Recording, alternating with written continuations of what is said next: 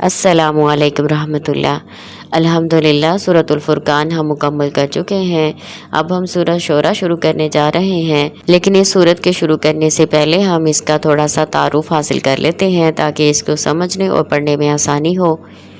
بسم اللہ الرحمن الرحیم۔ سورۃ الشعراء۔ سورۃ الشعراء مکی صورت ہے اور اس میں 227 آیتیں اور 11 رکوع ہیں۔ شعراء شاعر کی جمع ہے۔ اس سورہ مبارکہ کے آخر میں شاعروں کی کچھ صفات بیان کی گئی ہیں۔ وہ بتایا گیا ہے کہ کفار مکہ جو نبی صلی اللہ علیہ وسلم کو شاعر کہتے ہیں تو ان کا کلام نہ تو شاعری ہے اور نہ ہمارے نبی صلی اللہ علیہ وسلم کا شاعروں سے کوئی تعلق ہے۔ شعر اصل میں وہ باتیں ہوتی ہیں جو وقتی طور پر انسان کے جذبات کو ابھار دیتی ہیں۔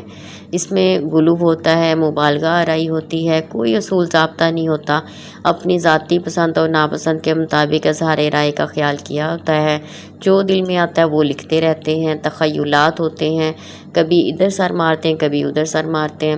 تو اسی سورہ مبارکہ کے آخر میں بتایا گیا ہے کہ ان کے پیچھے لگنے والے بھی گمراہ لوگ ہوتے ہیں۔ اسی قسم کے شعروں کے متعلق نبی صلی اللہ علیہ وسلم کا فرمان ہے کہ پیٹ کو لہو اور پیپ سے بھر جانا جو اسے خراب کر دے شعر سے بھر جانے سے بہتر ہے۔ ترمذی ابواب الادب۔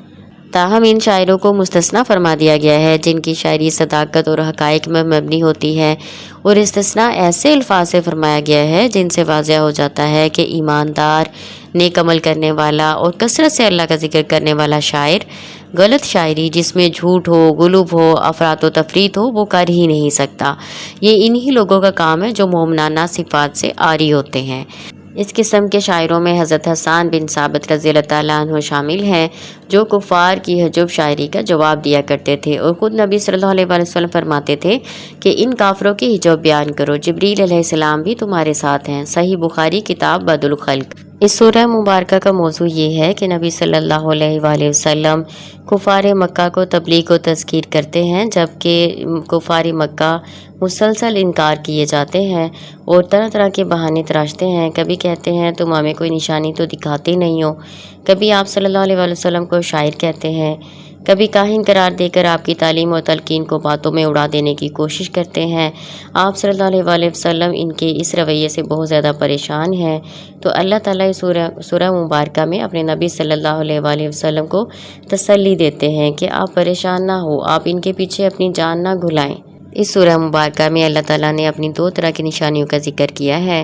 پہلی نشانیاں تو وہ جو آفاق میں ہر جگہ پھیلی ہوئی ہیں، ہر شخص ان کا مشاہدہ کر سکتا ہے اور اپنے رب کی معرفت حاصل کر سکتا ہے۔ دوسری قسم کی وہ نشانیاں جو فرعون اور اس طرح کی قوموں نے دیکھیں۔ قوم نوح کا حال ہے، عاد اور سمود کا ذکر کیا گیا، پھر قوم لوط اور اصحاب الایکہ کا ذکر کیا گیا کہ جو انہوں نے نشانی دیکھی، یعنی بڑی نشانیاں اللہ تعالیٰ کے عذاب کی صورت میں دیکھی ہیں۔ اس کے علاوہ یہ بات بیان کی گئی کہ ہر زمانے میں کفار کی ذہنیت ایک سی رہی ہے، ان کی حجتیں ایک ہی طرح کی تھیں، ان کے اعتراضات یکساں تھے، ایمان نہ لانے کی ان کے ہیلے بہانے ایک ہی طرح کے تھے، آخرکار ان کا انجام بھی یکساں ہی ہوا۔ اس کے برعکس ہر زمانے میں انبیاء کی تعلیم ایک ہی تھی، ان کی سیرت و اخلاق کا رنگ ایک سا تھا، اپنے مخالفوں کے مقابلے میں ان کی دلیل اور حجت کا انداز بھی ایک ہی طرح کا تھا، اور ایک ہی دین کی انہوں نے تبلیغ کی ہے۔ تیسری بات جو بار بار دہرائی گئی وہ یہ ہے کہ اللہ تعالیٰ زبردست ہے، قادر و توانا بھی ہے، رحیم بھی ہے۔ تاریخ میں اس کے قہر کی مثالیں بھی موجود ہیں اور رحمت کی مثالیں بھی ہیں۔ اب یہ لوگ خود ہی فیصلہ طے کر لیں کہ وہ اپنے آپ کو اللہ کی رحمت کا مستحق بناتے ہیں یا اللہ تعالیٰ کے عذاب کا۔ پھر آخری رکوع میں اسی بحث کو سمیٹتے ہوئے کہا گیا کہ تم لوگ اگر نشانیاں ہی دیکھنا چاہتے ہو تو آخر خوفناک نشانیاں دیکھنے پر کیوں اصرار کرتے ہو؟ جن نشانیوں کا مشاہدہ تباہ شدہ قوموں نے کیا، اس قرآن کو دیکھو جو اتنی بڑی نشانی ہے، محمد صلی اللہ علیہ وآلہ وسلم کو دیکھو، ان کے ساتھیوں کو دیکھو، ان کے کلام کو دیکھو۔ کیا یہ کلام جو تم سن رہے ہو یہ کسی شیطان یا جن کا ہو سکتا ہے، یا یہ کسی شاعر کا کلام ہو سکتا ہے، کسی کاہن کا کلام ہو سکتا ہے؟ کیا محمد صلی اللہ علیہ وآلہ وسلم اور ان کے اصحاب تمہیں ویسے ہی نظر آتے ہیں جیسے شاعر اور ان کے ہم مشرب ہوا کرتے ہیں؟